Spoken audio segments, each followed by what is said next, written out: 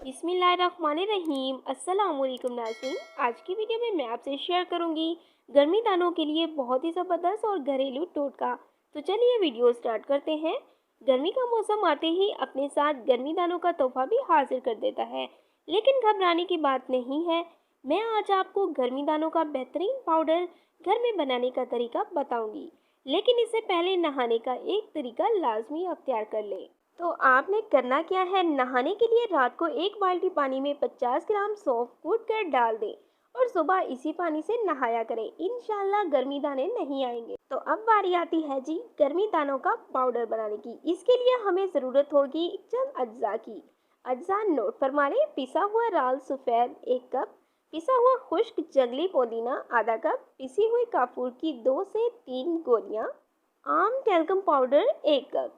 अब आपने करना क्या है, इन सब चीज़ों को अच्छी तरह मिक्स करके एक बोतल में भरकर रख लें और गर्मी दानों पर इस्तेमाल करें। अगर गर्मी दाने ज़्यादा निकलते हैं तो लाल सफ़ेद की मिकदार को थोड़ा सा बढ़ा लें। Thanks for watching. Please subscribe my channel health clinic.